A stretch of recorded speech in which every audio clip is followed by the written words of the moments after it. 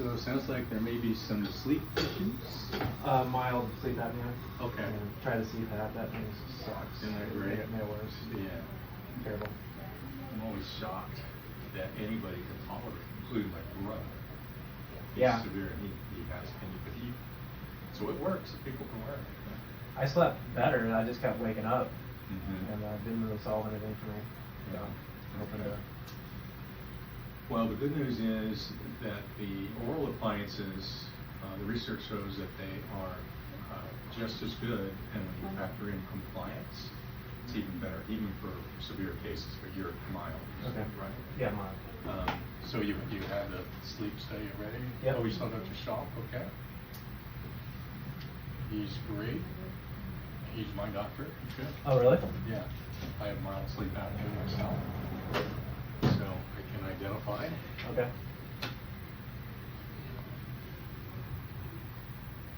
How old are you? 53.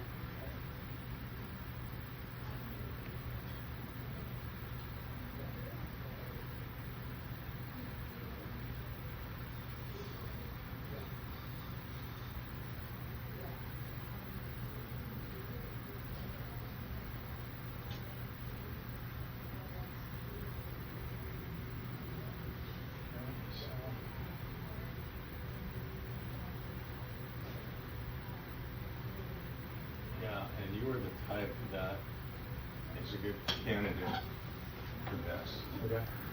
First of all, I can see that you're got pretty good teeth. Yeah. I don't like what color they are.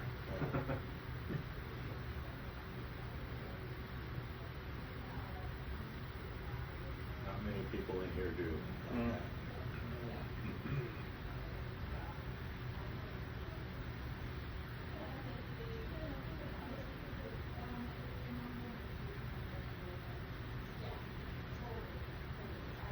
So if you were a regular dental patient coming in here, I was just checking you know, after having your teeth cleaned, I would probably start asking you about sleep issues anyway. There's a couple red flags. The arch, the shape of the teeth, maybe we call it arch, is a little bit narrow, which means there's less space for the tongue. So when you fall asleep and things relax, the tongue goes backwards and block off the airway. Okay. And another clue is the way the teeth have crowded up. You probably, everyone breathes a certain percentage through their mouth and through their nose. And growing up when your jaw was developing, you probably breathed a little bit too much through your mouth. It just changes the way the jaw develops, which has everything to do with what we're talking about here. Okay. So let me take a quick look there. Sure.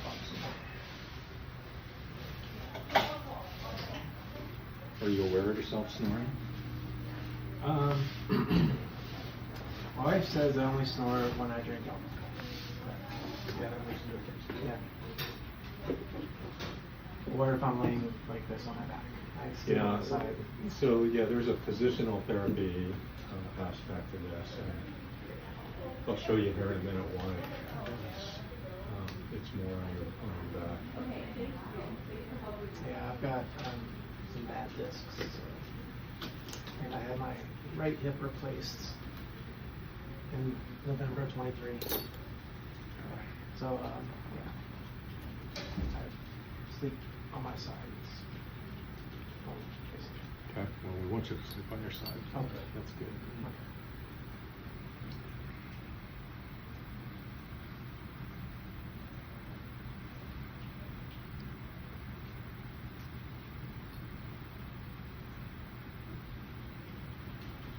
Say off. Close all the way together. Yeah, but even that narrowness is really not too bad.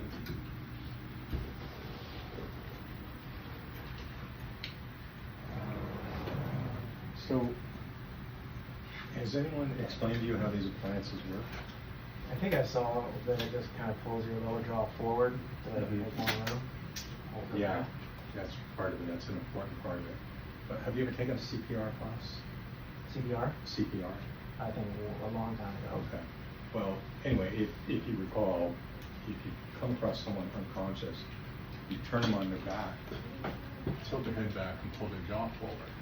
And the reason you do that is it opens the airway. That's establishing airway first. So that's what these appliances do. So this is a CAT scan. And we look at a slice right down the middle here. And this is the airway. This is what you're breathing here. And notice the teeth are together. Yeah, okay. What we like to see is a minimum of 200 square millimeters at the most constricted point for an average sized male. It's diagrammed right here, and in this person, you can't see that, but it's about 150 square millimeters. So we know that person is at risk for sleep apnea because the smaller that most constricted part, the less distance this tissue has to go to come together and cut off the airway.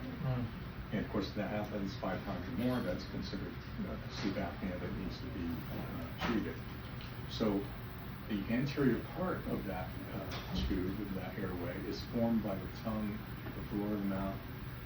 So the reason you do CPR the way you do is when you pull it forward, you're pulling all this tissue forward so it opens it up. Okay. So over here is that same person with the appliance in place. See, the teeth aren't together and the jaw is forward. So it's opened that up, and in the diagram to see now that's 250 square millimeters. Almost constricted. So that's what how the appliances work. I would probably make you the same one I wear, which is this one right here.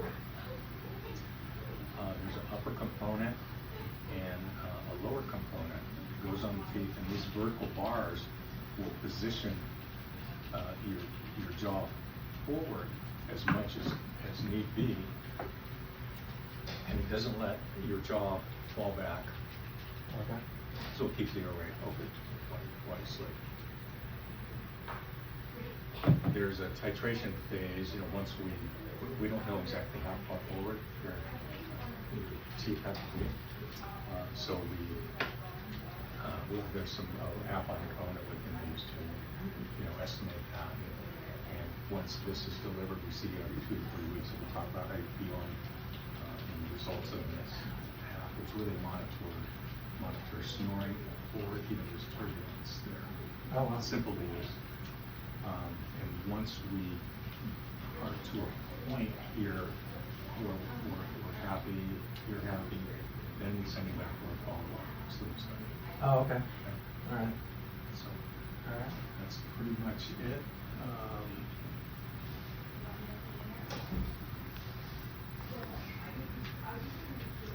Do you have high blood pressure? No.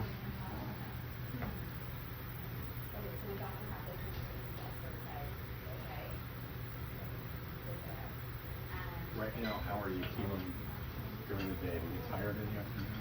Oh, yeah. Yeah, so I've got some urinary stuff going on as well. So I'm actually working on it. I'm getting it down to getting up 3 times a night instead of 5 or 6. Okay. Yeah, that's good, and that's multifactorial as well. So you can minimize that, but be careful how much food you drink before bedtime. Alcohol within a couple hours of bedtime is never a good thing.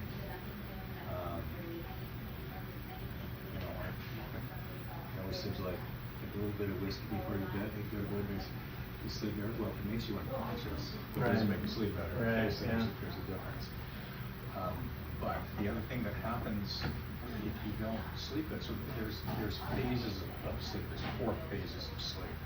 And I don't know if Dr. Salk went over this, but I have an Aura ring. Oh, good. So it records everything, so Okay. I can see the data in the morning. okay, that is excellent. I wear this. Oh, okay. That's the same thing, the boot strap. But look at your REM sleep on there. We'd like to see, close to 20% or a little bit more, which is not easy to get.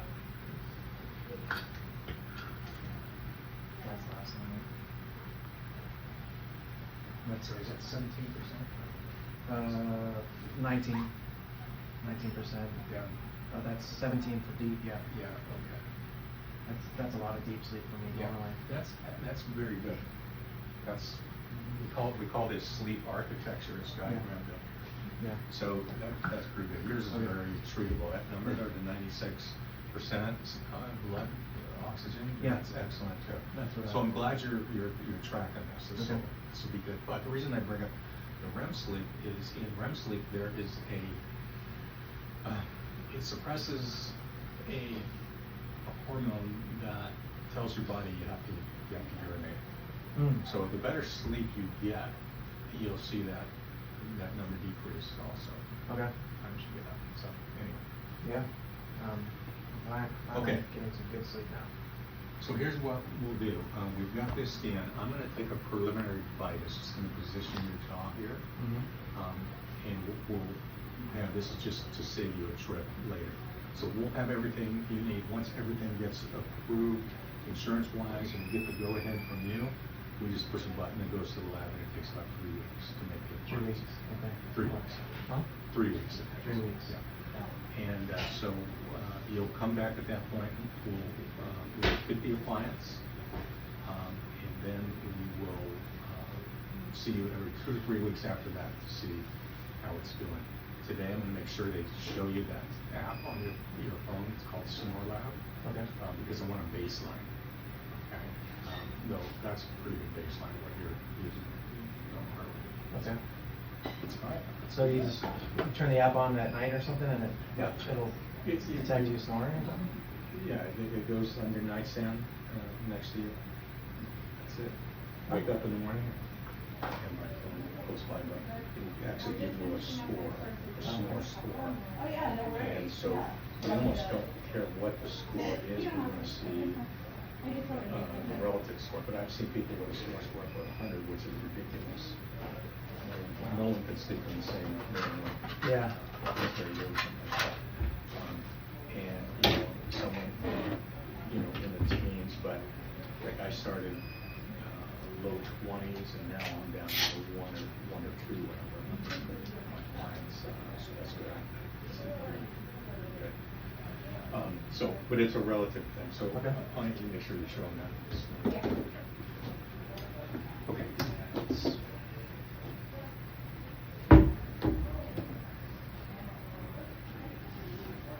All right, sit you back. All right. What do you do for a living? I'm self-employed. Okay. Yeah, are you a truck driver or a pilot? No. Okay. There's some special hoops we have to jump Oh, through. really? Yeah. Yeah, no. Like if you're a pilot and you have sleep apnea, you can't fly unless it's treated. Oh. You can figure out why, I'm sure. But same thing with truck driver. Yeah.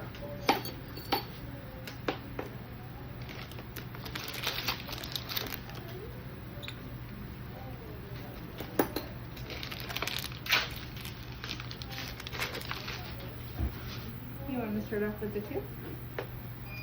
Yeah.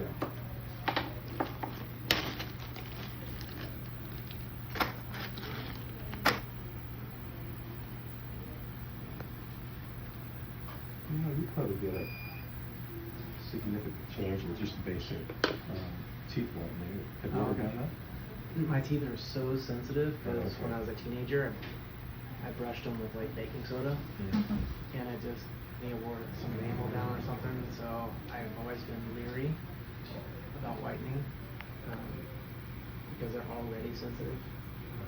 But if you have a recommendation that's not, Yeah, there's some ones that are less sensitive. Like the old style, when it first became popular, where you put a light on your teeth, those make it too sensitive for sure. oh, When was the last time you tried it? I haven't. Oh, yeah. I haven't ever. Yeah. Okay, so I'm gonna set your top teeth in this, I'm gonna have you bite into the bottom Okay. here. Push your jaw out just a little bit. Okay, now bite into it.